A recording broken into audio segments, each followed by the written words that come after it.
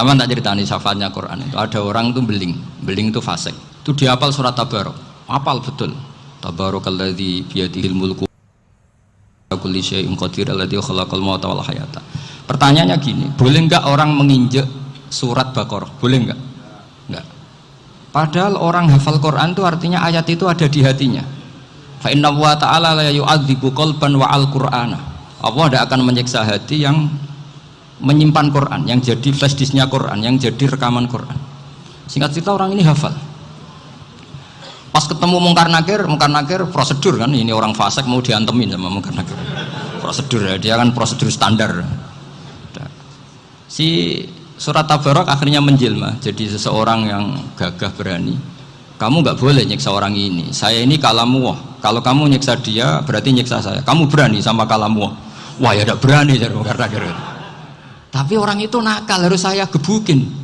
Tapi kata Quran tadi, tapi saya di situ pasti kena saya. Oh debat, nggak ada lajnahnya ini nggak ikut. Kalau Keswerjon ikut jadi lajnah. Kalau jadi lajnah pasti kroninan. Kalau santrinya dimenangkan nanti.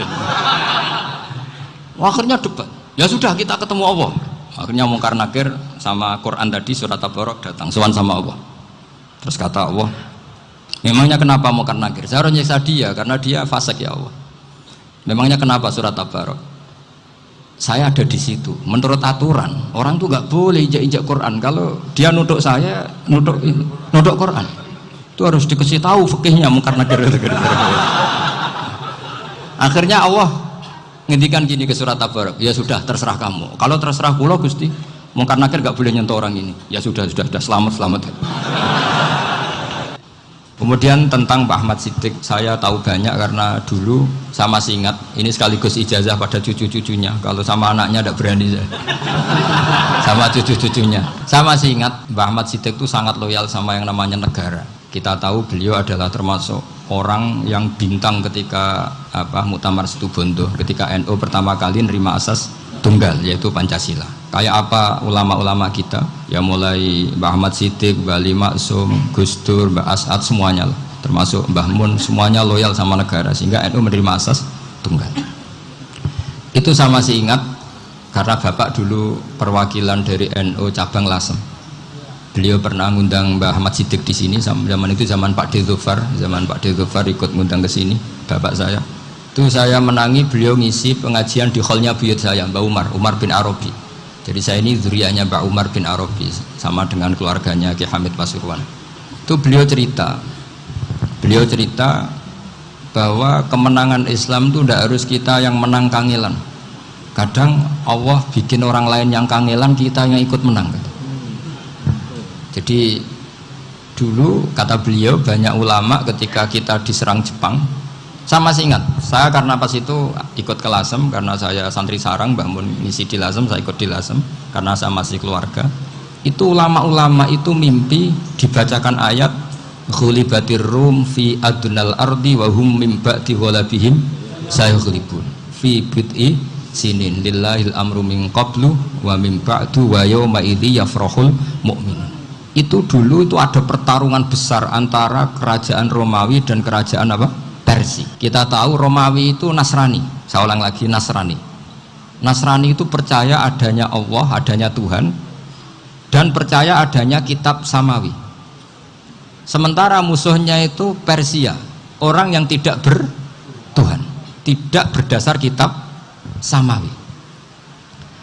Ketika Persia mengalahkan Romawi itu orang Islam ikut susah karena terus dibully sama orang-orang kafir Mekah. Orang kafir Mekah adalah orang yang tidak punya kitab samawi. Katanya orang kafir Mekah, iku lho balamu. Jute duwe kitab, jarene di hubungan mbek langit, nyatane perang keok. Paling kon ya padha. Jadi ada analogi bahwa kalahnya orang Nasrani itu dianggap simbol kekalahan orang yang bertautan atau berhubungan dengan langit. Akhirnya orang Islam susah. Saking susahnya orang Islam sampai Abu Bakar itu tanya, ya Rasulullah, lalu orang Romawi menang itu kapan? Terus ada surat turun fidit isinin, ya kira-kira 3. Abu Bakar pas itu belum alim-alim amat, jadi ngartikan 3 itu ya 3 betul, sehingga beliau masyhur itu Coro Jawa totoan itu kimar. Pokoknya nanti Romawi pasti menang 3 tahun lagi. Akhirnya ketika datang itu taruhannya dengan 10 unta. Datang ke Rasulullah, Nabi menjelaskan, "Loh ndak, bid'u itu mabena salas ilatis itu 3 sampai 9. Kamu jangan bilang 3." Ya sudah, taruhannya ditambah. Taruhannya ditambah sampai 100 unta. Tapi pembuktiannya enggak 3 tahun tapi nunggu 9 tahun. Sampean jangan tanya, berarti dulu pernah taruhan halal. Zaman sebelum ngaji saya sampean sudah sering taruhan, jadi jangan nyalahkan saya. Nanti itu ada ilmunya, namanya nasah apa? Mansukh. Dan taruhannya Abu Bakar tidak kayak sampean, taruhan yang sangat-sangat demi Islam, bukan demi hadun nafsi. Betul, ketika tahun ke-7 orang Islam itu menang. Gila ya, tahun 9 itu umat Islam menang. Menangnya umat Islam mengalahkan musyrik Mekah itu di Badar. Romawi mengalahkan apa? Persia. Gara-gara Romawi mengalahkan Persia itu cara berpikir orang tuh rubah. Ternyata langit itu ada, kekuatan langit itu ada. Sehingga meskipun akhirnya orang Kristen bilang ada Trinitas, terus mereka keliru dalam mengartikan Isa, tapi ada sekian nabi yang mereka sebut dan mereka hormati. Ada sekian kesamaan. Sehingga dalam Islam, saya ulang lagi, dalam Islam, andai kan disuruh milih orang komunis sama orang Nasrani, Islam tentu sama-sama kerjasama, milih sama yang Nasrani, karena ini ahli kitab, kerjasama loh, bukan milih menjadi Nasrani. Nanti kalian salah paham, senangannya terus bully, itu semangatnya pasti hasad. Nah, terus lalu relevansinya dengan Indonesia gimana? Wa yauma idzi yafrahul mu'minun, ketika orang Romawi yang punya kitab Samawi mengalahkan Persia yang tidak punya kitab Samawi, itu orang Islam ikut bunga, ikut gembira. Itu semua kiai banyak yang mimpi seperti itu. Ini cerita Pak Ahmad Siddiq, saya dengarin itu. Ternyata betul, Jepang itu nggak dikalahkan Indonesia. Jepang, Hiroshima dan Nagasaki dibom oleh apa? Sekutu. Akhirnya Jepang pulang. Pas Jepang pulang, Indonesia merdeka. Itu dulu kiai-kiai sudah nakwil bahwa menangnya Indonesia itu tidak harus mengalahkan penjajah. Pokoknya nanti penjajah ada yang mengalahkan. Jadi orang Islam zaman itu tidak bisa mengalahkan Persia, yang mengalahkan itu Romawi. Tapi orang Islam ikut gembira. Itu sebenarnya wa yauma idzi yafrahul mu'minun binasrillah. Jadi orang itu cara berpikir Quran itu beda. Sehingga saya ini cerita ke cucu-cucu Mbah Siddiq karena ya nasabnya sama sampai saya, karena sama-sama sampai Mbah Sambu. Bedanya keluarga saya lewat Mbah Abdul Azim, kalau yang keluarga sini lewat namanya Mbah Yusuf. Itu saudara sama Mbah Abdul Azim, sama-sama sampai Mbah Sambu. Tapi keinginan saya tentu bukan sekedar silaturahim gagah-gagahan diceluk Gus. Celuk Gus repot. Nak ora alim ra pantes. Nak beling ra pantes. Salam template 1.000 jaluk swarga. Kok mentalane 1.000 jaluk. Kamu nginep di hotel 100.000 itu tidak cukup, apalagi untuk bayar apa? Surga. Itu enggak sopan sekali itu. 1 juta ya nggak bisa itu, 100 juta juga nggak jelas juga. Terus sampai mendingan nggak usah salam template, malah nggak mungkin masuk surga kalau. Jadi dulu yang namanya zuriyah, sampean tenang saja, nasab sampean tidak kalah dengan kita, karena nanti setelah di kuburan itu gus-gus itu nggak penting. Semua kalau ditanya bapak kamu siapa, jawabannya siapa? Nabi Ibrahim. Sudah parmin parlan hilang semua, sudah aman pokoknya nanti. Karena kalau nanti ditanya malaikat bapak kamu siapa, jawabnya Nabi siapa? Ibrahim. Makanya saya itu pemuja Allah yang serius. Sampean ya pemuja Allah, tapi kan kadang kurang alim. Saya ini pemuja Allah serius. Saya itu kalau ngaji, ya ngaji biasa belajar, itu sering nangis seneng. Misalnya saya baca tadi, Miftahul Jannah la ilaha illallah, lung kunci kok dikasihkan. Kita ini masuk neraka gak pantas, enggak bawa kuncinya kok masuk gitu. Harusnya kita ini masuk surga, kita kan pegang kunci surga, gak pegang kunci neraka. Maka aneh kalau kamu masuk neraka itu aneh. Coba kita pegang kunci surga apa kunci neraka? Tapi kadang teman saya suka neraka ora kunci ini. Karena tidak ada pintunya. Terus saya bilang, kamu kok tahu? Memangnya mau ke sana kata saya. Saya tidak punya rencana tahu neraka. Karena nanti di antara syafaatnya Quran itu orang kalau mau masuk neraka tidak jadi, ya nggak apa-apa ya, diatur sendiri. Jadi di antara syafaatnya Quran itu orang nggak jadi masuk neraka. Jadi syafaat itu ada 2, dari neraka diangkat ke surga, dan itu bisa lama itu. Tapi kalau syafaatnya Quran itu yang belum masuk neraka supaya nggak jadi masuk neraka. Karena neraka juga punya aturan, dia juga kena aturan fikih. Jadi, udah betul ini, saya ada guyon. Jadi kena konstitusi apa? Fikih. Sama tak ceritani syafaatnya Quran itu ada orang itu beling itu fasik. Itu dihafal surat Tabarok, hafal betul. Tabarakalladzi biyadihil mulku wa huwa ala kulli syai'in qadir alladzi khalaqal mauta wal hayata. Pertanyaannya gini, boleh enggak orang menginjek surat Baqarah? Boleh enggak? Enggak. Padahal orang hafal Quran itu artinya ayat itu ada di hatinya. Fa inna wa ta'ala la yu'adzibu qalban wa al-Qur'ana.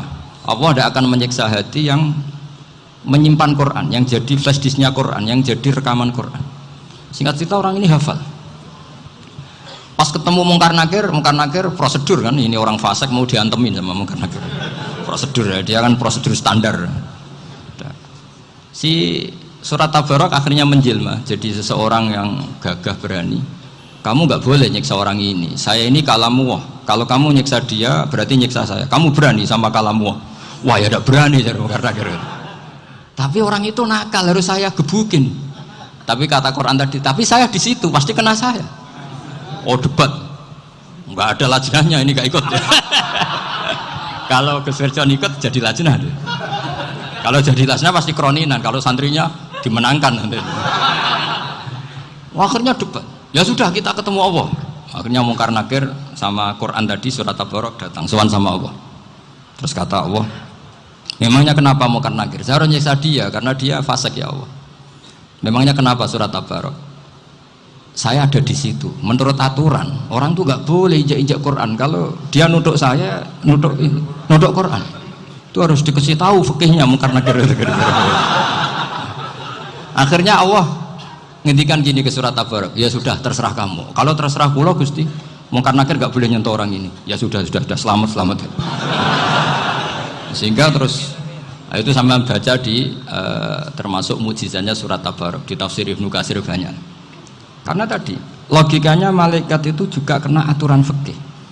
Sehingga banyak ulama termasuk Said Muhammad ngendikan pertanyaan Mungkar Nakir itu tidak semua orang kena.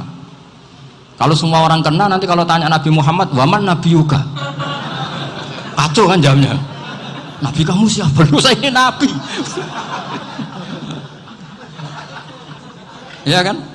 Lah nanti kalau pas ketemu Nabi Ibrahim, waman abuka? Jadi repot kan? Makanya ada kiai yang guyon kalau ditanya merep buka, saya ini guru tauhid sembrono. Saya ini ngajar Ummul Barohin, kamu tanya merep buka. Masyhur itu keramatnya Imam Malik itu. Ada Ashabu Malik, rajulun min ashabi Malik, beliau ditanya Mungkar Nakir merep buka menabi buka. Imam Malik datang, ini seumur-umurnya itu ngajar tauhid. Kok kamu bedai itu enggak sopan kamu. Dan kita berharap barokah sampean ngaji nanti itu. Yes. Malaikat itu anak sungkane gitu. Jadi itu dan saya meskipun guyon itu serius. Bedanya orang alim sama ndak itu di situ. Kalau orang alim itu guyon itu masih bener, masih serius. Coba saya bacakan ayatnya. Ala inna auliya Allahi la khaufun alaihim wa lahum yahzanun. Terus lahumul busyra fil hayatid dunya fil akhirah. Artinya kalau Mungkar Nakir dengan penampilan garang gitu, berarti ada ketakutan apa enggak? Ada, padahal ciri utama walinya Allah tidak ada ketakutan. Makanya itu termasuk dalilnya Sayyid Muhammad, tidak semua orang alami seperti itu karena wali-wali itu la khaufun alaihim wa lahum yahzanun. Wah anak kiai ketemu karena kerja buat tidur wedek. Iku dreseke ora kok pertanyaan tok, nak konan santri piye? Lho isen wis kiai dihanjuti Mungkar Nakir. Malu gak kira-kira? Mesti plengane konan santri piye? Nah jawabannya gampang karena pernah ngajar tauhid. Makanya Sayyidina Ali ini cerita ini ada di kitab Nurul Dholam. Sama lihat di kitab Nurul Dholam karangannya Syekh Nawawi Banten. Itu Sayyidina Ali itu ya, andekan orang biasa mungkin ya agak-agak hasut, tapi ini wali gak boleh kamu katakan hasut. Dia itu mangkal sama Umar. Orang kok setiap orang pernah dibentak. Apa dia berani bentak Mungkar Nakir? Penasaran dia. Bagaimana kerengnya Umar itu berlanjut enggak gitu kira-kira. Akhirnya minta, ya Allah saya minta kasyaf. Ya karena yang minta Sayyidina Ali karena mau wajah dituruti sama kasyaf. Dilihat Sayyidina Umar pas meninggal itu. Jadi hasud itu ya kadang penting asal baik. Loh betul, bahasa Kanjeng Nabi kadang la hasada illa fisnaten. Itu Nabi membahasakan ya hasad. Gus Firson aja yang nafsirkan ghobtoh itu kan gaya-gayanan sebagai ulama. Aslinya Nabi ngendikannya itu la hasada illa fisnaten. Ulama yang ganti itu namanya ghobtoh. Wong Nabi sendiri nyebut hasad kok kamu tafsiri ghobtoh. Ya hasad ya hasad. Udah enggak usah ditawil-tawil pokoknya gitu. Kalau sama nggak percaya nggak apa-apa. Kok gitu aja kok repot. Karena sama nggak percaya kemungkinannya dua. Satu nggak ngerti. Dua sama-sama alim. Kan dari awal kalau sama-sama alim kan laisa li alimin ayuqallida aliman akhor. Kita nggak perlu saling mengikuti. Ngapain hasud? Biasa aja. Akhirnya Sidina Ali kasih. Pas Umar bangun, setelah mati kan bangun, setelah meninggal bangun. Munkar Nakir datang dengan perang yang sangat garang. Itu digambarkan Sidina Ali, matanya itu kal kidril ghali. Kayak apa? Kendil yang apa? Menganga. Wah, seru. Sayyidina Ali senang, paling takut ini Umar. Senangnya bukan main, wah ini mesti takut Umar. Biasa. Ternyata enggak, Umar malah bangkit. Woi, Munkar Nakir. Kamu tahu menghadapi siapa? Itu betul. Kamu itu menghadapi temannya ahabbal khalqi ilallah. Yang diandalkan temannya bukan dia.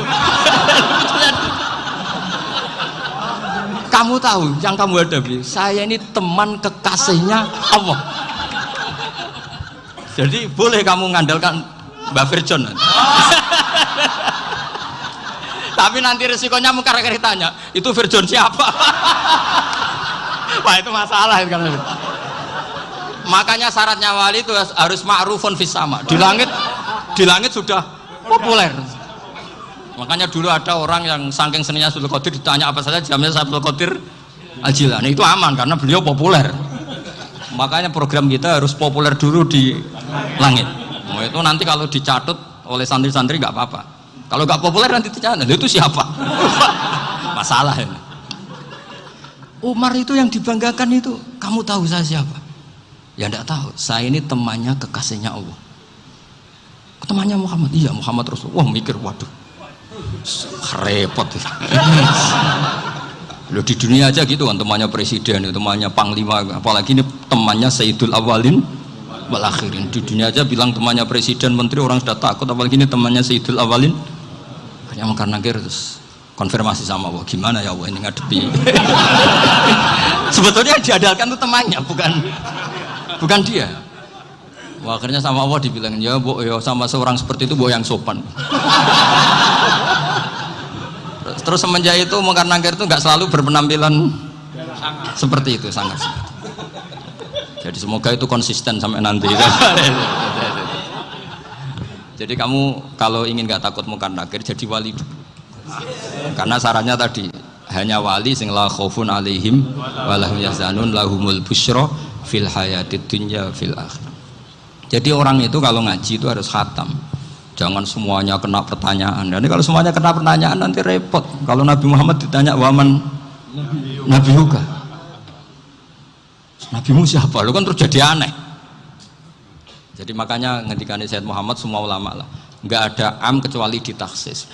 Kecuali sifatnya Allah. Misalnya bikulli syai'in alim ya benar-benar bikulli syai'in.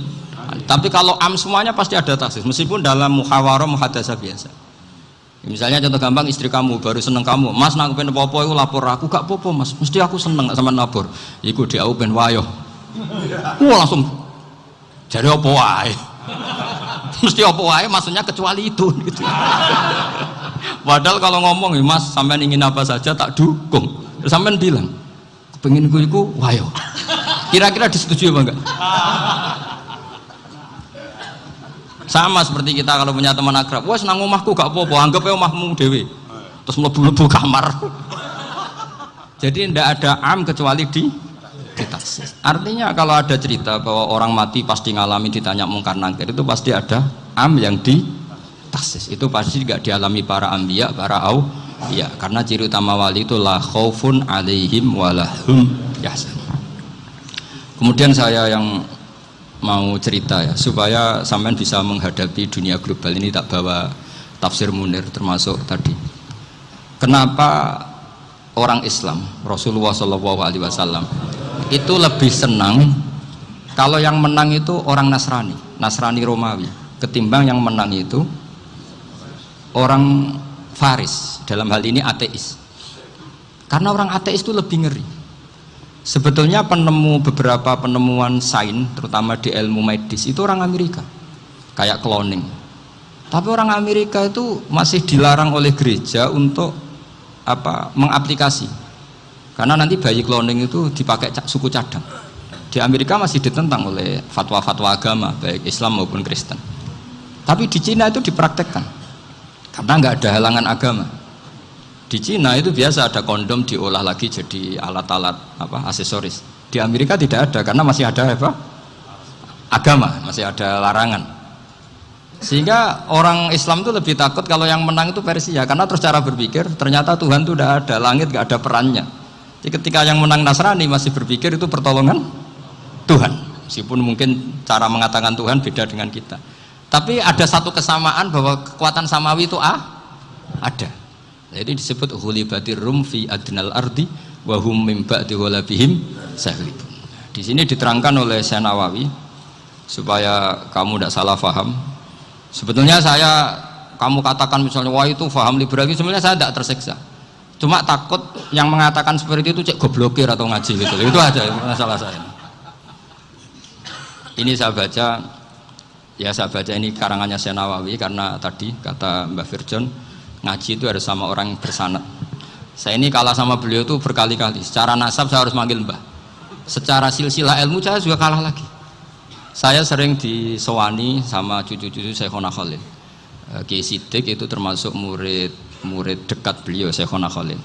Kalau itu berarti kan Gus Firjon, Ahmad, terus Mbah Siddiq. Mbah Siddiq ngaji Syekhona Khalil. Syekhona Khalil itu pernah ngaji langsung sama Sayyid Zaini Tahlan. Berarti beliau dari Sayyid Zaini Tahlan itu baru generasi kelima.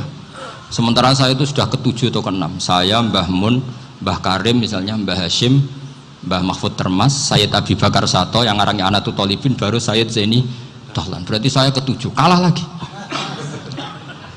Tapi untuk jadi wali biasanya cepat saya. Karena syaratnya jadi mbah itu ngalah demi putu. Jadi kalau beliau ngotot, saya dulu Gusti, saya mbahnya. Wah itu mbah yang nggak baik. Pasti jatahnya dikasihkan apa? Cucunya dulu. Makanya Abdul Muthalib itu orang yang dapat wangsit, tapi yang jadi nabi itu cucunya. Jadi dalil saya banyak. Sebenarnya Abdul Muthalib itu sudah sering dapat wangsit, karena saya bahasakan wahyu, nabi yang protes, enggak nabi kok dapat wahyu. Tapi sebetulnya Abdul Muthalib itu masyhur itu. Kalimat-kalimatnya menunjukkan bahwa beliau itu sudah dapat wahyu kalau nanti cucunya itu jadi apa? Nabi. Makanya senangnya bukan main Abdul Muthalib sama Rasulullah. Putu seneng, mbah seneng putu. Jadi mungkin, jadi sampean enggak usah protes loh. Yang jadi wali kok cucunya. Dulu betul. Dulu Mbah Hamid Pasuruan itu kalau Mbah Ahmad Siddiq ke sana, Mbah Hamid Pasuruan kalau manggil Mbah Ahmad Siddiq itu paman. Tapi pamannya minta ijazah ke ponaan. Apa ya gara-gara itu memang. Kalau itu masih berlaku apa? Ngalah tadi. Kayaknya masih apa? Hawane masih. Hawane masih. Karena melihat tren-tren langit masih gitu kayaknya masih. Masih itu. Ya, tapi mbahnya tetap dapat jatah, tenang saja nanti. Tapi memang sebaiknya mbah itu legowo. Rasulullah Muhammad SAW itu terkenal min dzurriyyati Ibrahim. Tapi kata Rasulullah, ana dakwatu Ibrahim wa bisyaratu Isa. Aku nganti ngene iki barokah dongane Nabi siapa? Ibrahim. Jadi dongane Nabi Ibrahim ya tiba teng putu. Jadi banyak bukti bahwa jatuhnya ke putu gitu. Tadi saya di kamar sama beliau berduaan. Nih Mbah sing dadi wali dhisik ndi? Aku wae Bang. Cocokan tadi. Nah, kenapa saya akhir-akhir ini gulirkan daftar wali? Kenapa? Saya ini resah ya, orang sudah ingin dicintai pejabat, dicintai tetangga, dicintai teman. Tapi kadang-kadang orang lupa lagi dicintai Allah. Makanya saya meskipun guyon, tapi ini amdan, bukan sahwan. Supaya orang punya cita-cita lagi jadi wali, ingin dicintai Allah. Kita ini terlalu lama ingin dicintai makhluk, Mbok ya naik kelas sedikit lah. Ingin dicintai Allah Subhanahu wa Ta'ala. Meskipun saya guyon, tapi tadi guyon saya tuh lebih serius ketimbang serius Anda. Karena tak pikir. Saya tuh kalau pergi itu seneng ngebis, bukan karena saya tidak punya mobil, tapi saya sering mau butuh itu supaya nggak diganggu. Karena saya tuh harus punya waktu sendiri. Kalau bis kan ketemu orang nggak kenal, tapi sekarang ya agak susah, banyak yang kenal. Dan susahnya lagi nggak minta ijazah, minta foto. Repot tuh. Mau dibenci itu umatnya Rasulullah Shallallahu Alaihi Wasallam. Mau disetujui itu sanatnya mana? Kalau ketemu orang alim minta apa? Foto. Itu nggak ada sanatnya. Nggak tahu saya itu mazhab dari mana itu. Ya mazhab milenial yang jelas itu kan. Ini tak baca ya biar dapat, karena ini kenangan saya sama Mbak Ahmad Siddiq. Saya masih ingat betul beliau ngisi hallnya Mbak Abdullah bin Umar, berarti abahnya Mbak Hamid. Karena mbah saya itu Fatimah binti Khalid bin Umar, kalau Mbak Hamid itu Hamid bin Abdullah bin Umar. Itu saya masih ingat betul zaman itu Mbah Hamid setiap hall di Lasem itu rawuh dan saya derek mbah saya karena masih misanan datang ke Lasem. Itu beliau pas itu ngisi sama Mbah Mun. Mbah Mun masih muda, Ki Ahmad Siddiq sepuh senior. Itu beliau cerita bahwa dulu ketika Indonesia dijajah Jepang itu para kiai mimpi dibacakan ayat Khulifatir Rum fi adnal ardi wa hum min ba'di ghalabihim. Terus ada kiai yang tanya, takwilannya gimana? Ya nanti Jepang pulang bukan karena kita yang mengalahkan, tapi Jepang ada yang mengalahkan sendiri, meskipun tidak kita. Kayak dulu Faris tidak dikalahkan Islam, tapi dikalahkan Romawi, tapi yang senang umat Islam. Wa yauma idzi yafrahul mu'min. Itu luar biasa ulama-ulama kita. Delalah kejadiannya Indonesia seperti itu. Yaitu kita tidak mengalahkan Jepang, tapi Jepang pulang sendiri karena dikalahkan apa? Sekutu. Ya ini saya baca. Ini tidak usah dicek bacanya benar apa enggak, sudah aman apa? Aman. Karena kalau saya salah itu ya sengaja. Artinya ya sengaja saja. Ya biasa maksudnya. Saya kemarin ngisi di Pondok Peloso, di Pondok Al Munawir Jogja. Salah itu ada dua, ada salah memang benar-benar salah. Ya itu enggak apa-apa, bisa dimakfu. Karena mesti sange wong goblok salah yang terus itu. Ada salah bawaan ilmu, itu repot tuh dadaninnya. Karena misalnya kita yang biasa belajar qiraah safah wayah sibuhu, mesti diulang lagi wayah sabuhu. Karena qiraahnya Imam Asim itu hasibah yah sabu bi fathis sin. Sementara kita kalau ngaji kitab kulino yahsibu. Sehingga kita yang biasa belajar safah itu kalau baca kitab itu kayak orang bingung. Kadang-kadang yang ngaji juga bingung. Gus Pak mau di bulan pilih ini. Ya tepat-tepatan. Ada yang mengatakan Gus Pak bingung, ada yang mengatakan Gus Pak alim alama. Ya tepat-tepatan nasib tadi. Karena memang ya safah memang seperti itu. Misalnya kufuan. Kufuan itu Imam Asim baca kufuan. Tapi beliau punya murid namanya Syu'bah. Itu kalau baca kuf'an. Makanya kita itu, ini kan khataman Quran ya. Jadi saya menyinggung sedikit tentang qiraah safah. Tadi beliau juga sudah tak kasih kitab saya Hifdzuna li Hadal Mushaf. Sama tak ajari latihan safah. Memang angel ya. Makanya yang nggak bisa itu wong pinter. Sudah tahu angel ya nggak usah diteruskan kan. Orang menghindari barang angel itu pinter apa goblok? Pinter. Berarti wong goblok pinter. Saya tuh makanya sama orang goblok tuh respect. Jadi orang alim tuh angel apa gampang? Angel. Menghindari barang angel pinter apa goblok? Loh, orang menghindari barang angel pinter apa goblok?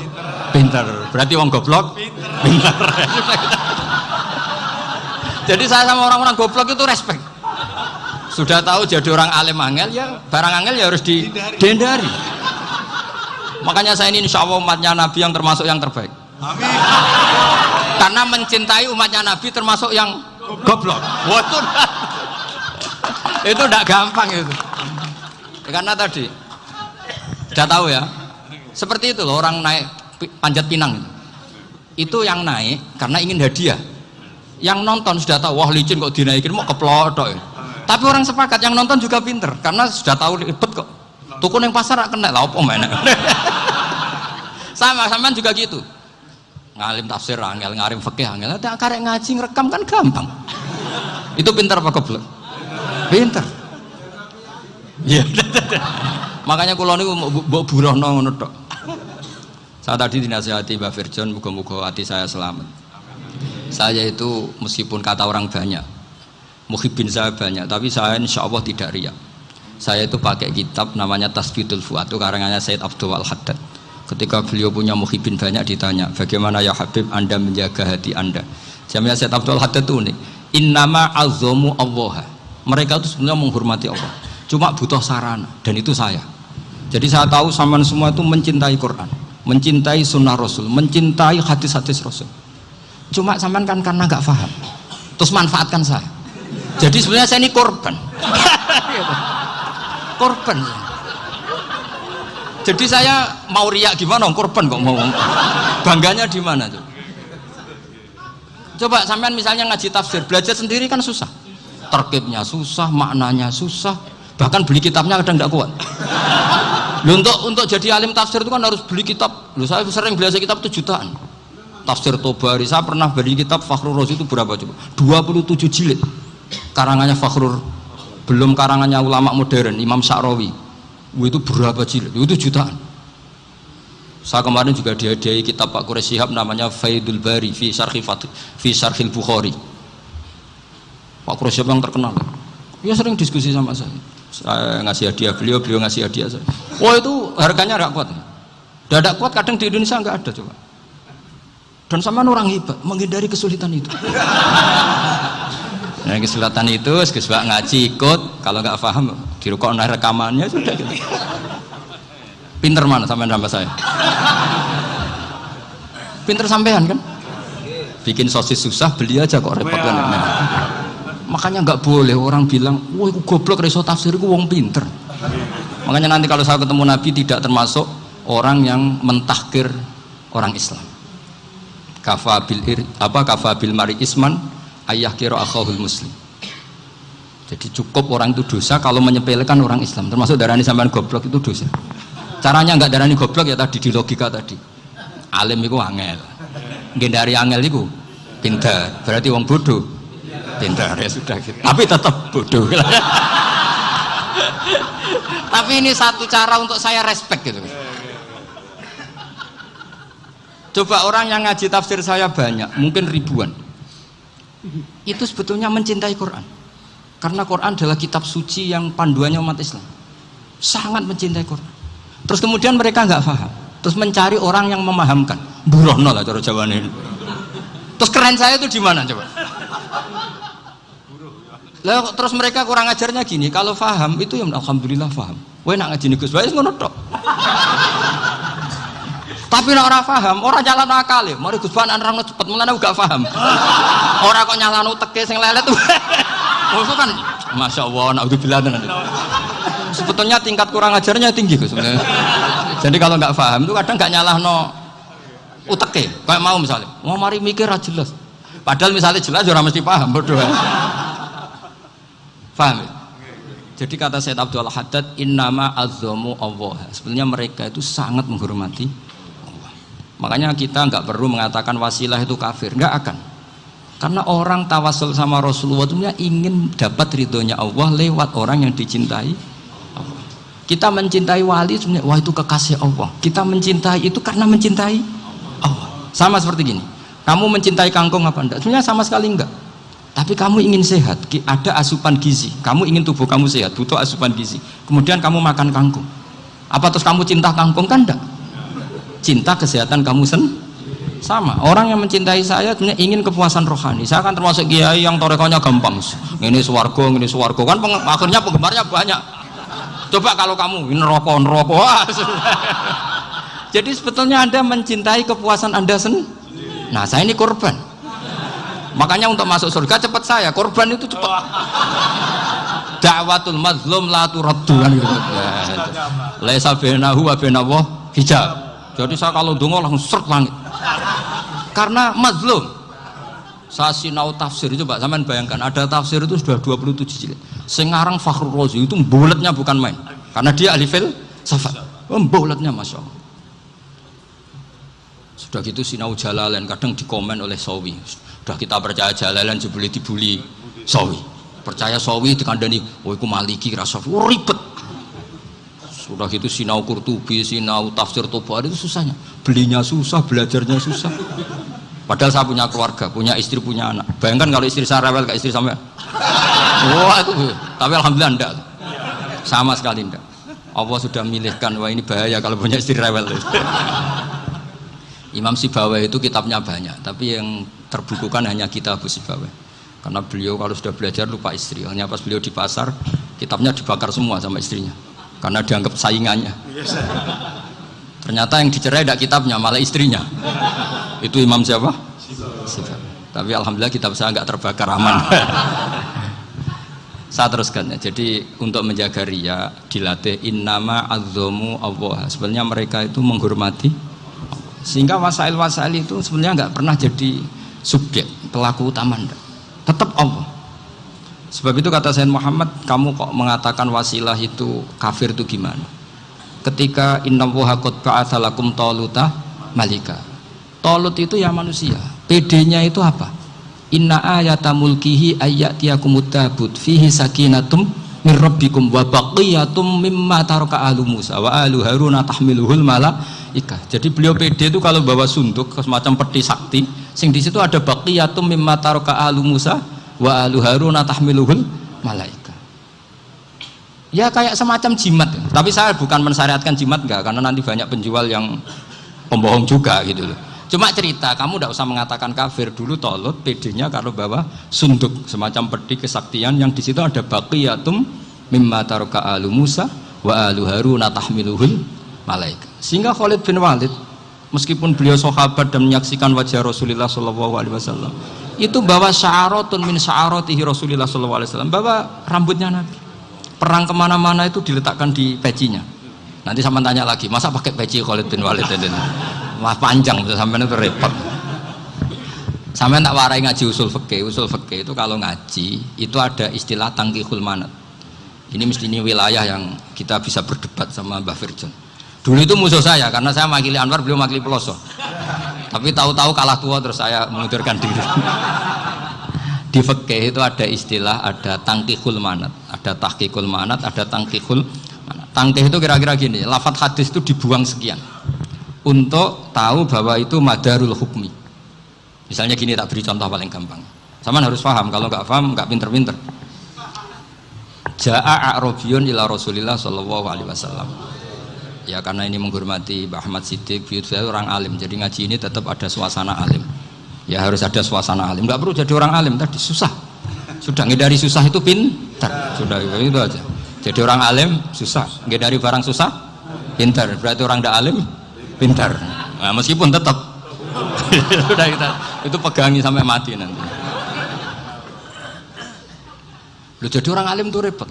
Itu kata Imam Ghazali, kalau orang alim kalau mau masuk surga itu sama Allah nggak boleh. Kif, kamu nggak boleh langsung masuk surga. Coba cari umat kamu, syafaati dulu.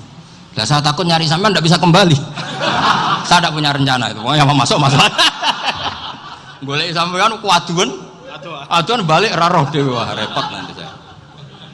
Berat jadi orang alim itu berat. Ya saya teruskan ya. Ada tangkihul manat. Ja'a a'rabiyun ila Rasulillah sallallahu alaihi wasallam. Faqala ahlaktu wa ma ahlakaka qal waqatu imraati fi nahari Ramadan. Ya sidang saya ini rusak ya Rasulullah. Kenapa? Karena saya menjima istri saya fi nahari Ramadan. Terus kata Nabi, kamu harus bayar kafarah. Napa Nabi kafarah? Puasa 2 bulan. Wong baru 1 hari aja terjadi gitu kok disuruh puasa 2 bulan. Ya tidak kuat ya Rasulullah. Baru berapa hari saya puasa aja kecelakaan seperti itu. Apalagi kalau sampai 2 bulan. Tidak ya Rasulullah. Ya sudah kalau gitu kamu apa? Pertama ngasih makan apa? Itku rokobah kan, pertama merdekakan budak. Tapi kan sekarang nggak ada budak makanya. Terus sekarang langsung puasa. Wah ini nggak bisa semua. Ya sudah ngasih makan orang 60. Kasihkan siapa ya Rasul? Ya orang fakir. Saya ini paling fakir. Di kampung saya ini orang paling fakir. Jadi mulai dulu orang fakir itu hubungan suami istri itu paling lancar. Mulai dulu. Makanya orang fakir itu anaknya banyak. Karena hiburannya hanya itu. Wong Ramadan aja. Coba mau ke ATM nggak punya uang, mau antri di bank nggak punya, mau apa coba? Itu mulai dulu. Ini sanatnya mutasil. Wah, akhirnya sudah sanksinya kan tadi ya itqu raqabah atau puasa 2 bulan berturut-turut atau ngasih makan 60 orang miskin. Lalu kata ahli usul fikih, kata a'rabi dibuang, nggak menjadi catatan hukum. Orang kota pun kalau melakukan itu juga kena sanksi yang sama. Imro'atau juga dibuang. Andai kan itu dilakukan untuk amatnya juga ketentuannya sama. Nah sekarang perdebatan antara Imam Syafi'i dan Imam Malik begini. Sekarang pertanyaan gini, jima istri itu hukumnya boleh apa haram? Boleh kan? Lalu kalau ada orang tanpa udzur kemudian makan siang-siang, cara Imam Malik hukumnya sama, harus kena sanksi yang sama. Karena sama-sama hadku hurmati Ramadan bi ghairi uzrin syar'iyyin. Sama-sama merusak hukum Ramadan tanpa udzur syar'i. Lo jima itu tidak zina. Kan hukumnya jais. Nah, sekarang makan hukumnya jais, harusnya juga kena ketentuan yang sama. Cara pikirannya Imam Malik. Nah, alhamdulillah Imam Syafi'i gak setuju. Wah, cara setuju repot. Bahkan orang-orang Syafi'i sudah punya khilaf, kalau gitu minum dulu. Iya, biar iftarnya pakai minum. Setelah minum baru jima kan. Ini sudah menyiapkan khilafnya. Ini khas Syafi'i ini, bongsong rekayasa hukum. Nanti bisa belajar jauh cara ngakali hukum. Makanya guyonan yang masyhur Gus Dur itu gitu. Ada seorang kiai atau Gus lah, ya punya salah, namanya manusia kan punya salah, entah cangkruk entah apa, pokoknya punya salah.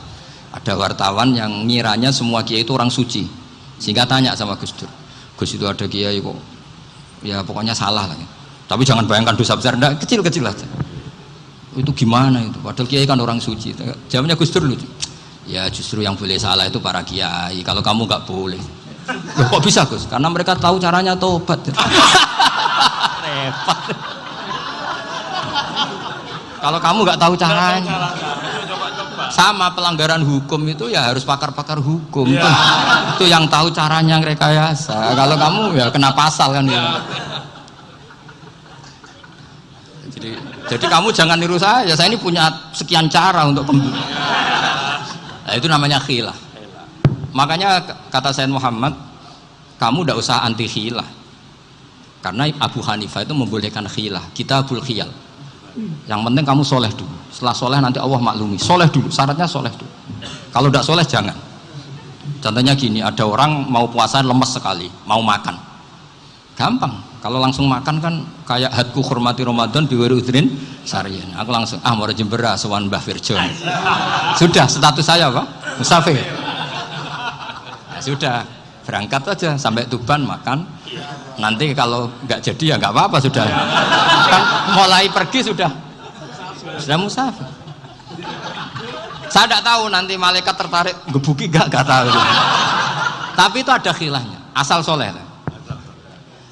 Karena kata Sayyid Muhammad dan semua kitab mengatakan itu. Kalau sampean nggak tahu ya kebablasan. Nabi Ayub, nabi yang terkenal Gudiken itu siapa? Ayub ya. Nah, itu yang Israiliyatnya akan seru lah. Gudiken dikukur bek kreweng itu terlalu lah kalau itu. Untuk kreweng konti ning Arab ora ono kreweng itu sudah masalah itu. Singkat cerita, Nabi Ayub ketika diasingkan kaumnya itu kan nggak punya sumber makanan. Lah orang lelaki itu mulai dulu egois. Istrinya Nabi Ayub itu cantik sekali, udah cantik, rambutnya bagus. Makanya kamu nggak usah tanya kenapa istrinya kayak banyak yang cantik. Ya, warasatul anbiya, nggak boleh gitu. Kalau nggak cantik ya warasatul anbiya dari segi balak. Istrinya Nabi itu semuanya cantik. Nggak usah tanya sebabnya apa, pokoknya gitu, semuanya cantik. Singkat cerita, beberapa kali istrinya Nabi Ayub itu kerja demi bisa nafkahi Nabi siapa? Suatu saat itu tidak ada pekerjaan yang cukup untuk beli roti. Satu-satunya peluang dapat rezeki itu putrinya raja itu rambutnya berondoli. Terus ada sayembara siapa yang rambutnya bagus mau dibeli. Sampai rambutnya istrinya Nabi Ayub itu dijual. Nabi Ayub tersinggung karena itu mengurangi kecantikan. Jadi lelaki mulai dulu gitu. Udah nggak urun kalau istrinya nggak cantik itu komplain. Itu khasnya lelaki. Jadi kalau kamu gitu ada sanadnya juga, tenang saja ya. Komplain ya pegawaian itu.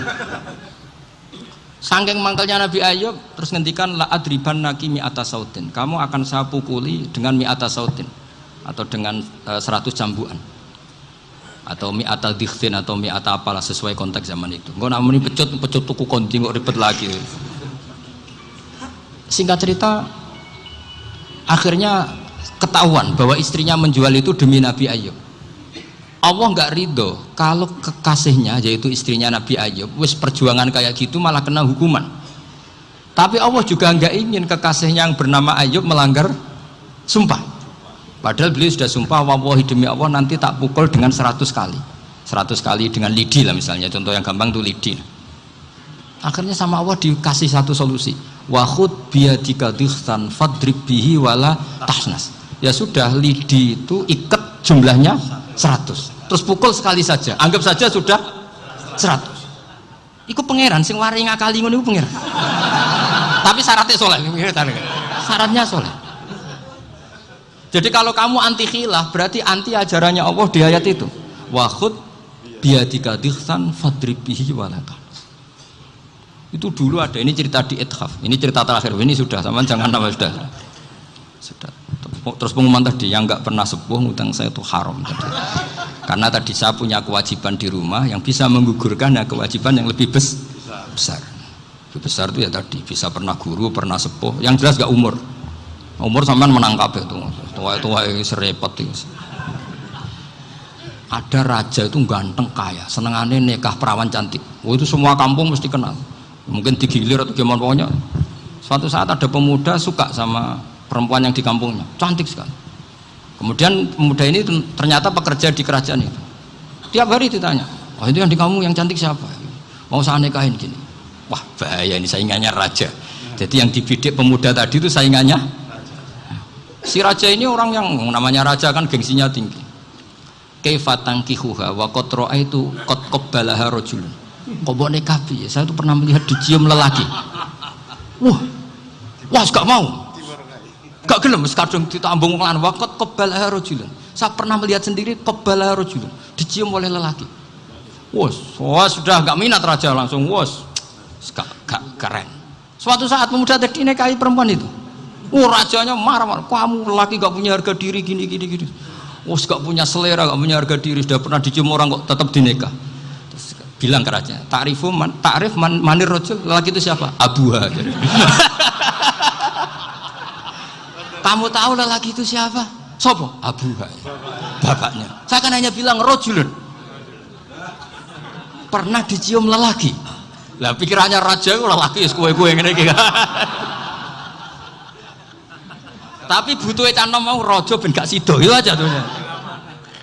Baru kayak digulirkan gitu waqat qabbalah rajulun. Wah nggak mau. Setelah itu suatu saat pegawainya tadi nikahi perempuan. Kamu nggak punya harga diri gini. Kamu tahu manir rajul apa abuha? Wah nak ngono aku gak apa-apa. Lah monggo sakniki wis bojo kula. Ora trimo wis diambung wis macam-macam. Lah itu namanya khilah. Apa? Khilah. Kalau di Balawa disebut tauriyah atau apa. Tapi saya tidak ngajari sampean seperti itu. Sudah pinter sebelum saya ajarin. Bangsa ngakali kan sudah pinter. Ya ini terakhir tak baca Arabnya saja nanti. Bismillahirrahmanirrahim. Biar dapat barokahnya Syekh Nawawi juga barokahnya guru-guru. Bismillahirrahmanirrahim. Wa sababu nuzuli hadil ayati annahu kana baina farisa war rumi qitalun wa kana al musyrikuuna yawadduna an taghliba farisu ar-ruma li anna farisa kanu majusiyan ummiyin wal muslimuna yawadduna ghalabatar rum ala faris liqaunihim ahla kitabin. Jadi zaman dulu orang Islam lebih senang kalau yang menang itu orang Nasrani. Kalau bandingannya ateis, karena bagaimanapun percaya kekuatan langit. Sementara orang ateis sama sekali tidak percaya kekuatan. Apapun bedanya kita dengan Nasrani itu ada kesamaan, yaitu percaya adanya kekuatan langit. Sehingga ketika orang Romawi kalah itu orang Islam ikut susah. Paham ya? Makanya ini tak baca biar sampean nggak macam-macam pikirannya. Fab'atha Kisra saat terusnya ya pokoknya seperti itu. Akhirnya Rasulullah SAW berdoa lebih seneng yang menang itu Rom karena ahli kitab. Artinya apa? Kemenangan ahli kitab adalah kemenangan makhluk atau hamba Allah yang mentautkan kekuatan kita di bumi dengan kekuatan langit. Jadi yang dikatakan mukjizat itu seringnya kan dikasih definisi satu pertunjukan yang di luar kemampuan manusia. Sehingga tongkat Nabi Musa membelah Laut Merah disebut apa? Mukjizat. Ontanya Nabi Soleh keluar dari batu disebut apa? Terus lucunya disebut alasannya karena manusia tidak mampu. Memangnya manusia mampu bikin onta normal yang lewat indukan? Mampu enggak? Enggak. Artinya umatnya Rasulullah lebih sering melihat kekuatan Allah Subhanahu wa ta'ala kulla waqtin wa khinin, setiap saat, karena cara berpikir sudah dibenahi Al-Qur'anul Karim. Paham ya? Maka untuk jadi wali umatnya Nabi itu lebih mungkin karena melihat kedahsyatan Allah setiap saat. Tidak usah nunggu sesuatu yang super kayak apa? Kan filakil bahri, sebagaimana laut terbelah oleh tongkatnya Nabi siapa? Musa. Terus ketiga, kalau logika mukjizat gini itu terus menerus seperti yang dialami Nabi Musa, resikonya adalah umat selalu menuntut hal yang aneh-aneh dan melupakan hal yang pokok. Itu lebih bahaya lagi. Misalnya begini contoh gampang, kita ini hidup di bumi setelah sampean belajar ilmu falak atau astronomi atau belajar geologi, planet yang sebesar ini apa, semuanya itu sudah maha dahsyat. Gara-gara kita berpikir butuh kejadian yang aneh, ya gara-gara ingin kejadian yang aneh, mungkin lama-lama Anda ingin cari model hewan yang kepalanya itu di pantat, baru percaya kudrahnya Allah. Lama-lama kamu jadi dukun, seneng ular yang berkepala manusia, itu baru dahsyat. Nanti menjadi klinik. Makanya kritiknya ulama, mukjizat itu tidak perlu dituruti. Karena kalau dituruti itu bahaya bagi kelangsungan kenormalan kita. Makanya kata Abdul Hamid Khan, termasuk kitab yang saya kagumi, kata beliau begini, yang menjadikan orang kafir adalah dia nganggep kudrahnya Allah Ta'ala itu bergantung sesuatu yang dahsyat. Dia nggak sadar bahwa keseharian dalam hidupnya semuanya pertunjukan kudrahnya Allah Subhanahu wa Ta'ala. Kayak tadi saya contohkan nyamuk tadi, inna woha la yastahi ayyadriba masalam ma, terus terusannya ba'udotan fama foko. Kayak apa susahnya bikin nyamuk? Sudah kecil, punya alat kelamin, punya organ, punya urat, lalu dalam tubuhnya juga ada kuman, kumannya juga berorgan. Kebayang nggak Anda bikin seperti itu? Enggak. Dahsyat mana dengan tongkatnya Nabi Musa? Sama-sama berstatus kita tidak mampu sama sekali. Dahsyat mana? Sama kan? Nah, itu yang diinginkan Rasulullah Shallallahu Alaihi Wasallam, dan Al-Quran menggiring kita cara berpikir begitu terus. Sehingga Quran cukup menghentikan wa ma min dabbatin fil ardi wala ta'iri yatiru bi janahaihi illa umamun amsalukum. Sebetulnya burung yang setiap hari terbang, yang setiap hari lewat Anda, itu semuanya bukti kekuasaan Allah Subhanahu wa Ta'ala. Tidak usah nunggu kejadian-kejadian super dahsyat. Terus keempat, korbannya para kiai, termasuk saya. Jadi nanti kalau saya tidak bisa haji terbang, wah tidak kiai, tidak bisa terbang, tidak bisa kayak Harry and Potter misalnya gitu, tidak bisa kayak Harry. Jadi nanti kiai juga dituntut gitu, bisa terbang kayak Aladin. Jadi nanti repot. Semua kebenaran agama bergantung pimpinannya ini punya kedahsyatan-kedahsyatan itu. Saya akan memberi penjelasan tentang apa? Mukjizatnya Al-Quran, kenapa disebut mukjizat paling apa? Dahsyat. Ini saya bacakan tag pokoknya ya, supaya sampean tahu. Ini tabaruk sama Imam Bukhari ya. Redaksi yang diriwayatkan Imam Bukhari, qala Nabi sallallahu alaihi wasallam, ini ikut kitab Fadhailil Quran. Ma minal anbiya inabiun illa u'tiya minal ayat ma misluhu amana alaihil bashar wa inna ma kana alladhi utituhu wahyan awhahu wa ilayya fa arju an akuna aktsarahum tabi'an yaumal qiyamah. Jadi semua nabi punya mukjizat, yang lewat mukjizat itu orang dipaksa iman karena dahsyat tadi, saking dahsyatnya, terus cocok tidak cocok itu percaya. Tapi kata Rasulullah, mukjizat saya itu berupa wahyu, yaitu Al-Quran. Dan saya berharap dengan mukjizat itu saya adalah nabi paling banyak pengaruhnya yaumal qiyamah. Maknanya paling banyak orang yang iman. Terus di sini dikomentari oleh syarehnya ya, oleh penyarahnya, yaitu Ibnu Hajar Al-Asqalani. Ya saya baca Arabnya saja. Sama harus pura-pura paham jadi keren. Jangan minta saya terjemah, nanti harus pura-pura paham. Bagus kok, mantas sabah bi qaumin fa huwa minhum. Jadi bergaya orang kaya ya dikira apa? Kaya. Bergaya ulama ya dikira apa? Ulama. Nanti bergaya wali juga dikira wali. Saya baca ya, ini luar biasa menurut saya.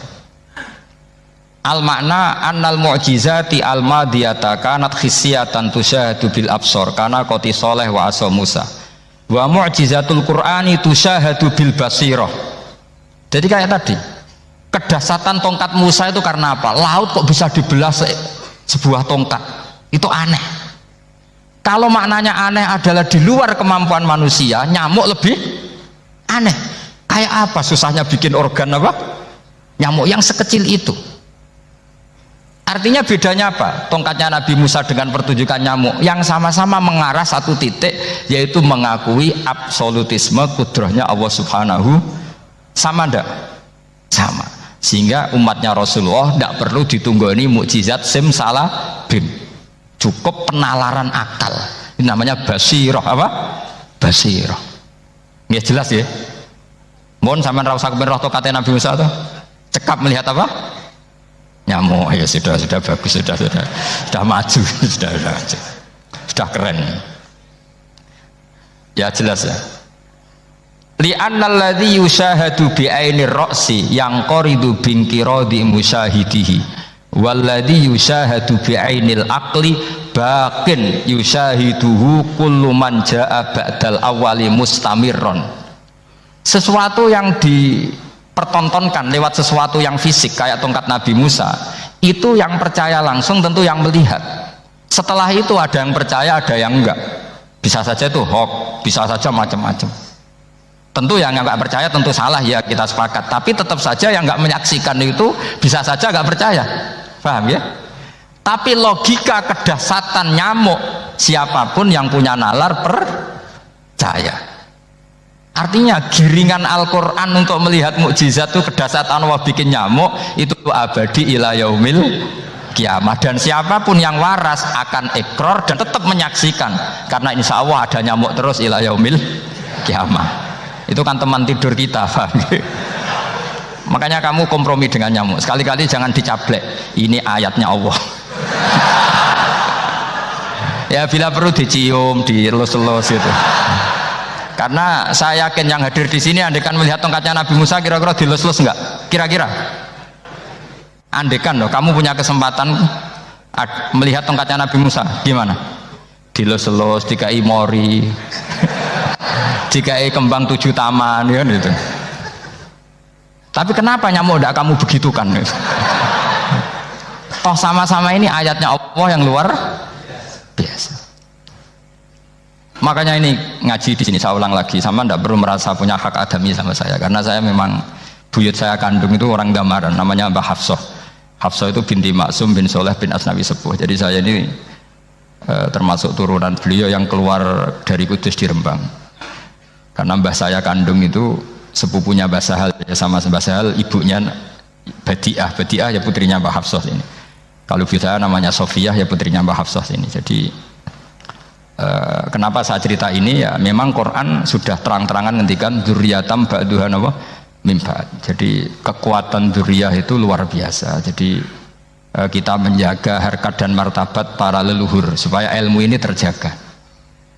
Jangan marisi gaya netok, baik alim terus putune pedita-pediti gak alim terus gak keren, menurut saya itu malu gitu. Jadi marisi itu ya kalau putunya orang alim ya alimnya, jangan marisi mulyane. Orang alim terus mulya tok gelem dicucup, itu gak keren menurut saya. Niru alimnya dulu baru sama-sama dicucup, itu baru betul, Pak. Jadi ada aturannya lah. Saya teruskan. Sehingga Quran kalau menggiring mukjizat, ketika Rasulullah SAW dituntut kafir Mekah, kita tahu kan mereka nuntut apa misalnya?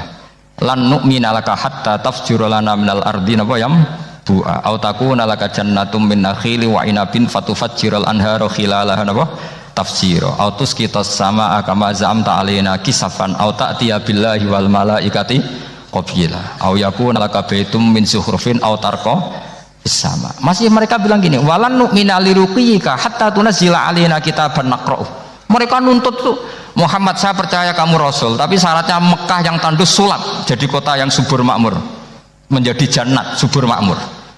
Atau begini saja Muhammad, kalau kamu gelo sama saya mangkel karena kita ada iman, turunkan saja adab, kisafah minas sama, turunkan saja adab.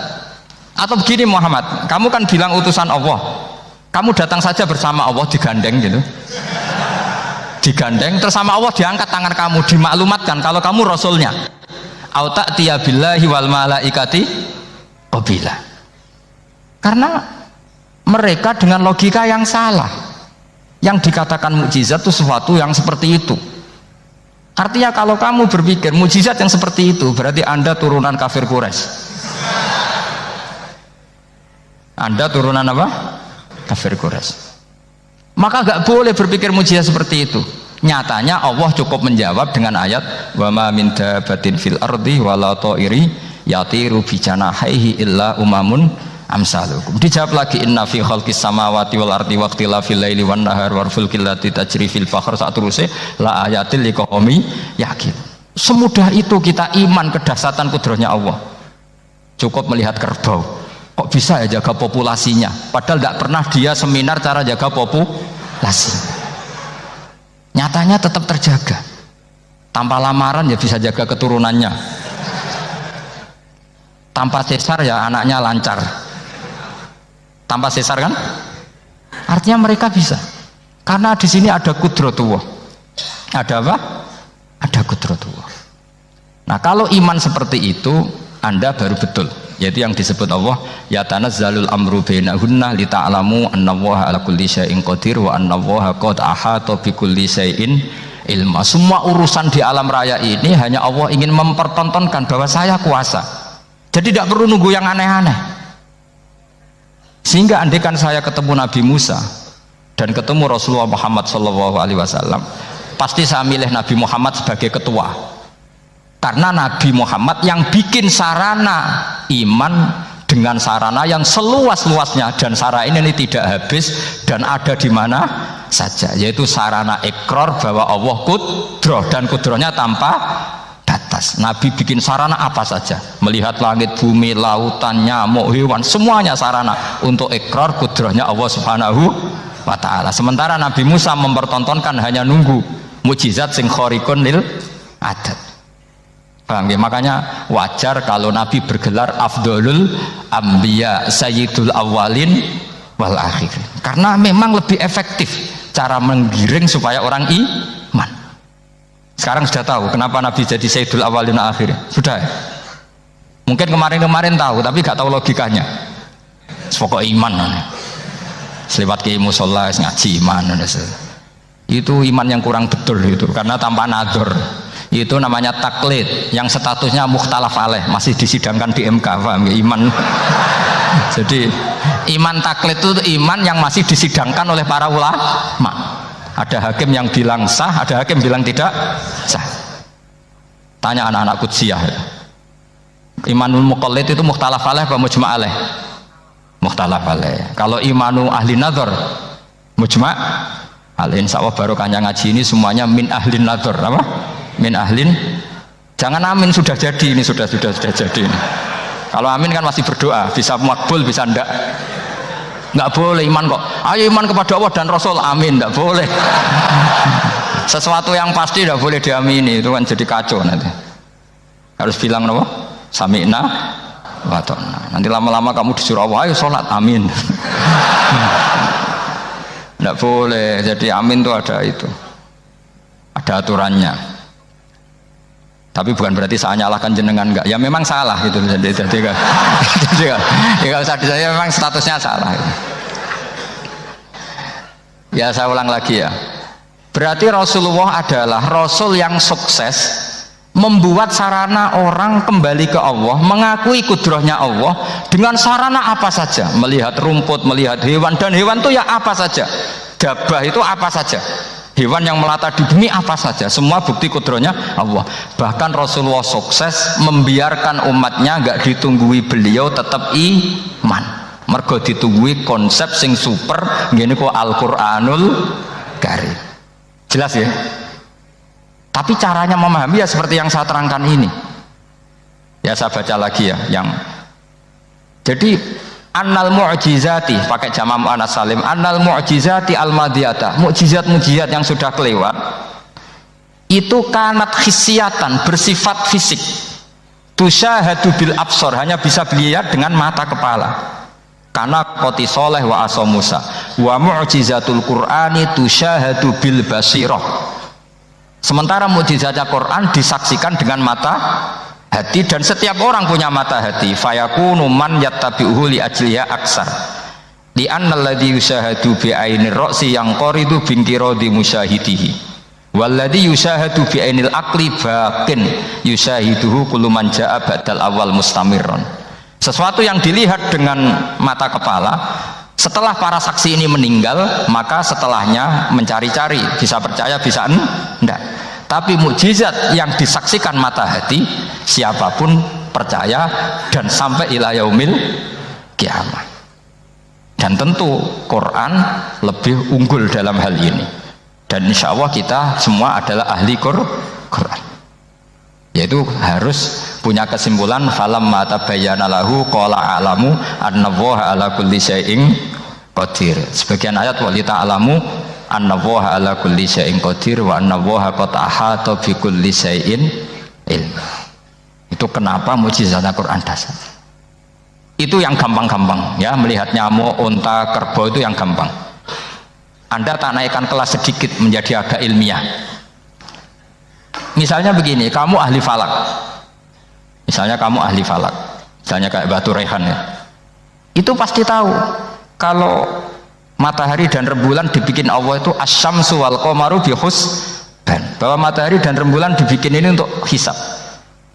Walladzi ja'ala syamsa diya wal qamara nura wa qaddarahu manazila li ta'lamu 'adada sinina wal hisab. Sehingga ketika ternyata betul samsiyah bisa dihitung menjadi tahun samsiyah, yang oleh bahasa milenial disebut Masihiyah. Sayyidina Umar agak tersinggung. Sebetulnya yang namanya hisab itu tidak ada hubungannya dengan Masehi dan Hijriyah, itu nggak ada. Semua berdasar matahari atau apa? Rembulan. Lah sialnya yang samsiyah ini oleh bahasa internasional disebut apa? Masihiyah. Makanya Sayyidina Umar marah terus bilang ya sudah kalau gitu Qamariyah bikin apa? Hijriyah. Jadi itu sebenarnya nama politik. Sebetulnya kalau objektif yang jadi ukuran ya samsiyah sama Qamariyah. Berhubung ini sudah diambil tetangga partai sebelah, akhirnya ya kira-kira gitu loh. Jadi kira-kira seperti itu. Akhirnya kita namanya apa? Hijriyah. Apa samsiyah sama apa? Hijriyah. Sebetulnya yang asli ya samsiyah, Qamariyah. Tapi nggak apa-apa lah. Dunia itu pasti ada politiknya. Lah yang repot orang-orang fanatik hukum pakai bahasa nasional, itu repot. Jadi misalnya kematian Yesus Kristus, itu mesti Batu Rehan kan nggak percaya. Akhirnya ditambahi kematian Sibeh. Karena kalau bilang iya kan percaya, makanya ditambahi apa? Sibeh. Karena menurut orang Islam berkeyakinan Nabi Isa itu nggak terbunuh, maka ditambahi apa? Sibeh. Saya dulu pernah usul, karena beliau itu kalau manggil bahasa itu bude, jadi saya pernah sowan usul. Mbak ditulis gini saja, Mbak. Kematian Yesus dalam kurung katanya. Tapi mungkin terlalu vulgar ya, jadi akhirnya dibikin apa? Sibeh ya. Di kalender Kudus kan apa? Sibeh ya, ditambahi Sibeh. Ya nggak apa-apa lah, yang penting keyakinannya masih benar gitu, jadi masih benar. Kalau usulan saya terlalu ekstrim, masa dikasih apa? Katanya. Ya karena memang begitu kan, kita berkeyakinan Nabi Isa itu gak terbunuh. Wa ma qataluhu wa ma sholabuhu walakin syubbihalahu. Jadi ini saya teruskan ya. Ini paling masih seperempat jam ini. Kalau kelamaan sampai dolim itu ganggu kiai lama-lama gitu. Saya tadi sudah bilang sama panitia, orang Indonesia itu gak sopan. Kalau suka kiai itu didatangkan, itu agak masalah sebetulnya. Dalam etika itu masalah. Kalau seneng kiai ya sowan ngaji, jangan sowan di dalam, itu ganggu ya, sowan ngaji saja. Dulu Imam Malik itu anaknya raja itu, Imam Malik itu seangkatan dengan Harun Ar-Rasyid. Makanya jangan berharap kalau saya gampang diundang. Bukan karena saya sombong, memang etikanya seperti itu. Jadi Imam Malik diminta datang ke istana untuk ngajar anak-anaknya Harun apa? Ar-Rasyid. Masyhur Imam Malik tersinggung terus kata bang, al ilmu yu'ta la ya'ti. Ilmu itu disowani bukan sowan. Akhirnya Harun Ar-Rasyid minta anak-anaknya datang ngaji ke Imam Malik itu anak presiden. Imam Malik berani al ilmu yu'ta la ya'ti. Tapi kalian beruntung karena saya hormat sama mbah saya di sini. Wong makom buyut saya itu ya berarti apa ya? Selatannya makamnya Sayyid Ja'far Shadiq itu di situ kan ada makamnya Mbah Soleh, Mbah Maksum itu mbah saya. Nah, makanya dulu saya ngaji di sini lama di Damaran itu. Masnya lama itu ya mungkin setahun. Karena saya memang mulai kecil di Sarang, sampai sekarang saya masih ngajar di Sarang. Tapi dulu cukup ya, karena saya kesini sudah hafal Quran, jadi hanya setor setiap hari satu juz, jadi cepat lah. Saya tidak punya masalah ingatan, alhamdulillah, jadi cepat hafal. Saya terangkan lagi ya, ini penting ya, masalah mukjizatnya Quran. Selama ini orang tuh mau bilang kok mukjizatnya Quran itu dahsyat, tapi nggak bisa menerangkan. Itu masalah. Makanya kita harus bisa menerangkan mukjizatnya Quran dahsyat itu apanya. Yaitu tadi, tongkatnya Nabi Musa hanya disaksikan oleh orang yang di era itu. Toh tujuannya mukjizat adalah diakui kemudian orang menjadi iman. Lalu Rasulullah SAW beliau sudah intaqala ila rafiqil a'la. Tapi konsepnya Quran menjadikan orang yang nggak ditunggui beliau tetap iman ila yaumil kiamah. Itu yang maksud fa'arju an akuna aktsarahum tabi'an yaumal kiamah. Mukjizat saya itu cukup Quran kata Nabi, dan dengan mukjizat itu orang akan iman ila yaumil kiamah. Caranya seperti ini. Karena tadi sedahsyat-dahsyatnya mukjizat tujuan utama orang terdikte supaya ikrar ngakui kudrohnya Allah. Lah ngono kok ngenteni tongkat sakti lah opo, cukup deloknya mau. Paham ya? Jelas ya? Alhamdulillah mau naik kelas ini sudah benar ini sudah benar. Terus kedua begini, kedahsyatan Quran lagi. Quran itu bisa merunut, mentartibkan logika. Bahkan logika ini logika yang universal. Siapa saja merasakan logika itu. Misalnya begini, dulu orang kafir itu punya Tuhan banyak. Tentu yang dipertuhankan emanan, yang dipertuhankan itu banyak. Karena pikiran mereka urusan banyak, problem banyak, ya Tuhannya harus banyak. Ada BPKB 3D kan, istri cerewet macam-macam lah itu kan. Problemnya banyak, maka Tuhannya harus banyak. Karena Tuhan itu maknanya penyelesai masalah. Sehingga kalau masalahnya banyak, Tuhan harus banyak. Ketika Rasulullah membawa konsep satu Tuhan, mereka janggal. Makanya mereka bilang, aja'alal alihata ilaha wahida inna hadza la syai'un ujab. Masa Tuhan satu? Ini aneh, nggak bisa. Tuhan harus banyak karena masalah kita banyak. Itu terpatri di otak mereka, terpatri. Lalu Nabi dengan santai diajari Allah menerangkan, andaikan kalian punya majikan banyak dan perintahnya beda-beda, kamu suka enggak?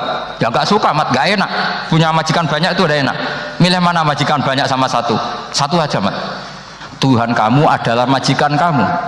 Kalau banyak kamu bingung. Ya mat, satu aja mat. Itu segampang itu. Jadi menggiring, Tuhan itu kan bos kita, tuan kita. Kalau banyak berarti yang memerintah kita banyak, dan bisa konflik bos-bos kita ini karena berebut anak buah tadi. Akhirnya mereka, kalau kamu punya majikan banyak dan perintahnya beda-beda, semuanya minta dilayani, kamu pusing enggak? Ya pusing, mat. Minta mana? Majikan banyak sama satu? Satu saja Muhammad. Ya Tuhan kamu adalah atasan kamu, maka harus satu. Mereka paham. Oke, mat, Tuhan satu. Itu yang dimaksud dorobawaw matalar rojulan fihi syuraka umutasyakisuna wa rojulan salamal lirojul hal yastawiyani masalah. Langsung alhamdulillah, karena mereka yang paling bodoh pun paham dengan logika itu, paham kalau Tuhan banyak, perintahnya banyak, kita repot. Maka Allah bikin satu masalah, yaitu rojulan fihi syuraka umutasyakisuna wa rojulan salamal lirojul. Satu lelaki, satu bos, satu perintah. Kayak apa mudahnya Allah. Kemudian mereka tetap menuhankan Lata, Hubal dan Uzza karena mereka dipertuhankan. Sebenarnya nggak pernah Tuhan tapi dipertuhankan. Allah memberi contoh itu sederhana sekali.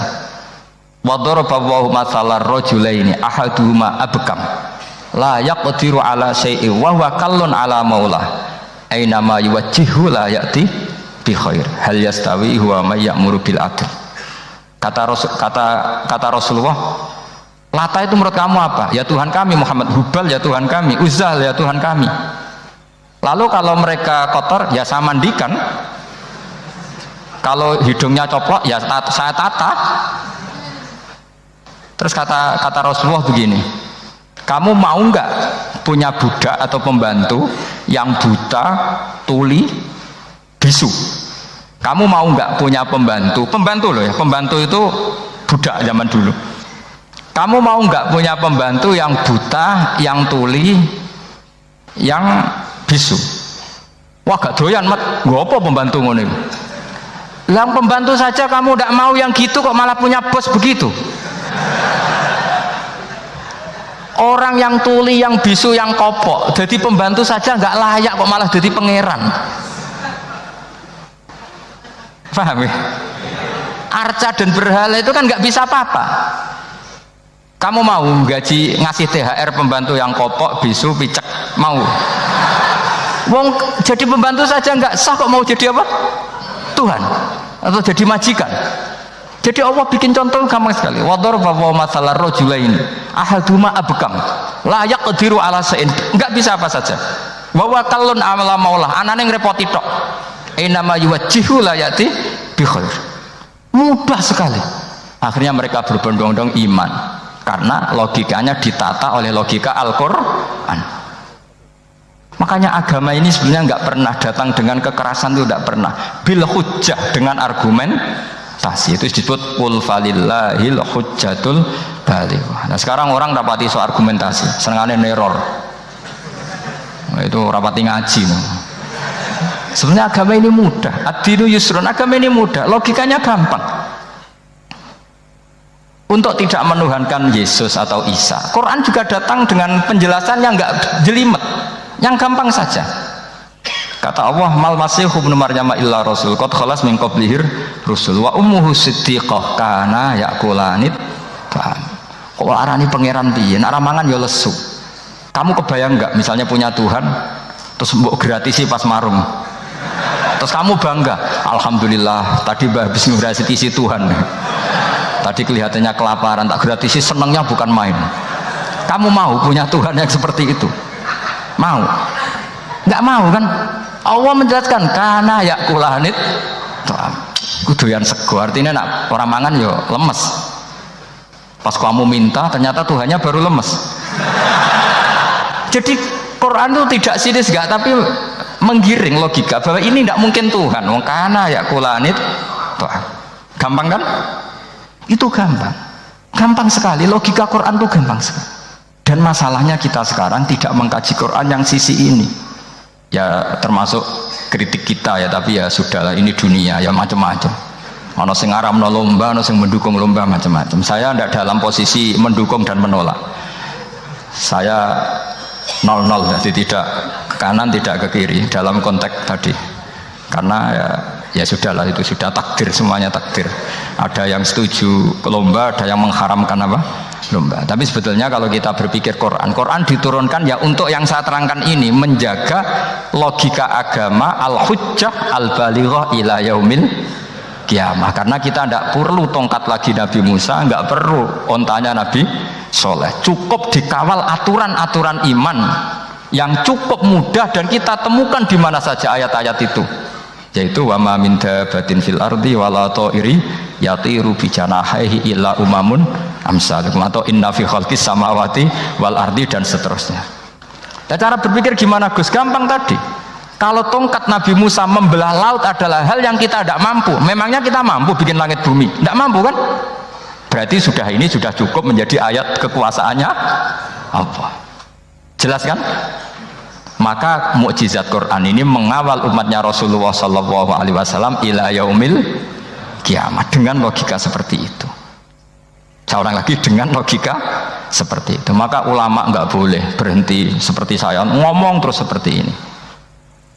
Makanya ngendikane Allah, lam yakunil ladzina kafaru min ahlil kitabi wal musyrikina munfakkina hatta ta'tiyahumul bayyinah. Bayyinah itu apa? Rasulun minallah yatlu suhufam mutahhar.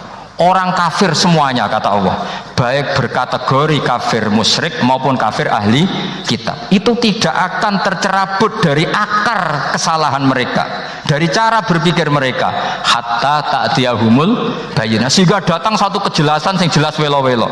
Itu apa? Rasulun minallah yatslu suhufam mutahhar, yaitu rasulnya Allah yang membaca sahifah-sahifah suci, maknanya Al-Qur'an.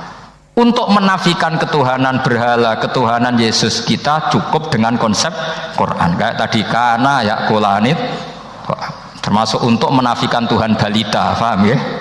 Tuhan apa? Fir'aun.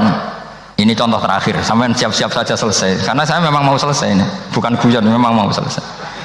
Karena menurut saya mukjizatnya Quran itu jelas, jadi diterangkan seperempat jam ya jelas, 10 menit ya jelas. Kalau kamu butuh lama, berarti kamu menyangsikan kejelasan Al-Quran, dan itu kriminal besar ya. Kalau nggak boleh dibahasakan murtad besar, ya kriminal apa besar. Nggak guyon, betul itu. Saya tadi mau nyontohkan apa tadi? Tuhan balita ya. Fir'aun itu berdebat sama Nabi Musa. Singkat debat begini, kalau nggak salah di J19, kalau nggak salah di surat Syu'ara, dicari sendirilah. Pertama ditanya gini, Musa, kamu kesini ada apa? Ya bawa konsep Tuhan, yang jelas itu tidak kamu ya. Lalu Tuhan kamu siapa? Rabbus samawati wal ardi, yang menuhani langit dan bumi. Si Fir'aun masih berkelit. Begini, soal yang di bumi, saya jalan-jalan kemana-mana, setahu saya yang jadi Tuhan saya. Ma'alim tulakum min ilahin apa? Ghairi, di mana-mana yang dituhankan saya. Soal kemungkinan di langit begini, tunggu saya. Terus di Haman dipanggil, ya Haman ibnili sarhal ali abluhul asbab as-samawati fa'attali'a ila ilahi Musa. Haman, bikinkan saya piramida yang tinggi, saya mau lihat Tuhannya Musa, apa betul ada. Padahal andaikan terjadi piramida kan Tuhan pun nggak bisa dilihat. Wong sampean yang wali saja tidak bisa melihat. Wali tadi yang sing disakeni Allah tadi itu aja nggak bisa melihat, apalagi Fir'aun. Akhirnya Nabi Musa sadar bahwa logika itu tidak masuk ke Fir'aun, tidak masuk. Padahal ada pengawalnya banyak. Dan karena semua Nabi fatona, itu ibarat mobil ganti gigi, ganti argumentasi. Gini saja, yang menuhani leluhur kamu, mbah-mbah kamu, itu sontak kaget Fir'aun. Pengawalnya ya kaget. Oh iya, kalau Fir'aun ini Tuhan, mbah-mbahnya tanpa Tuhan. Kan Tuhannya datang terlambat. Berarti mbah-mbahnya dulu itu tanpa Tuhan, karena ini ada Tuhan balita tadi itu. Akhirnya hampir separuh, mungkin hampir semua pengawalnya Fir'aun itu iman semua, meskipun yaktumu imanahu. Ini yang diceritakan Quran, wa qala rajulun mu'minun min ali fir'auna yaktumu imana. Karena runtuh semua logika Fir'aun sebagai Tuhan itu runtuh hanya dengan logika kalau kamu Tuhan, lalu mbah-mbah kamu Tuhannya siapa? Fir'aun mangkel. Wah bahaya logika Musa, tangkap Musa, gak debat lagi. Kayak apa mudahnya logika Quran untuk menafikan ketidaktuhanan Fir'aun, yaitu mengatakan Rabbukum wa Rabbu abaikumul awwali.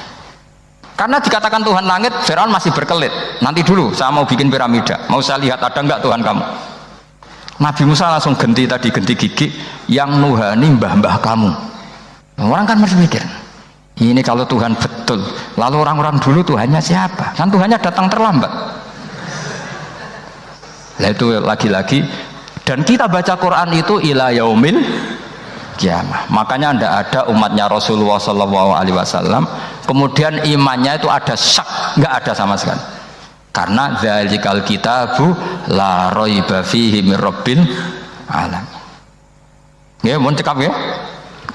Mumpun gampang nih masalah sama kalau masalah. Jadi karena kebenaran Quran itu adhar wa adhar, sangat jelas, sehingga nggak perlu butuh orasinya saya, sebenarnya nggak perlu. Saya yakin sampean sebelum saya terangkan ya sudah iman, sudah betul. Ini kan akal-akalan saja saya dimanfaatkan.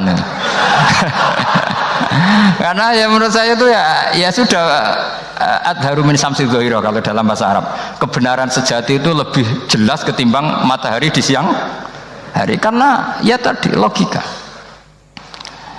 Ya saya tambah satu contoh lagi, semoga ini selesai betul.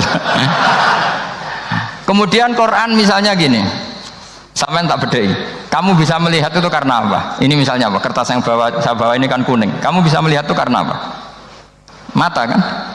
Nah itu masalah. Karena melihat kamu dengan mata, sekali ini tak tutupi, kamu tidak tahu. Atau kamu jauh menjadi tidak tahu. Karena mata bisa terhalangi oleh jauh atau tertutupi. Beda dengan Allah. Allah itu kalau merumuskan tahu itu bukan karena melihat, karena menciptakan. Makanya Allah bilang ala ya'lamu man khalaqa. Apakah tidak tahu orang yang membuat? Misalnya ini, kertas ini kuning. Sama saya tak tutup begini. Kemudian kitab ini tak tinggal, saya datang ke Jakarta. Saya tetap tahu nggak kalau dalam ini ada kertas kuning? Tahu, karena saya yang menciptakan. Paham ya? Kamu bangun satu bangunan, di dalamnya ada besi ukuran sekian. Di situ kamu menyimpan emas setengah kilo. Setelah kamu pergi kemana-mana masih tahu nggak?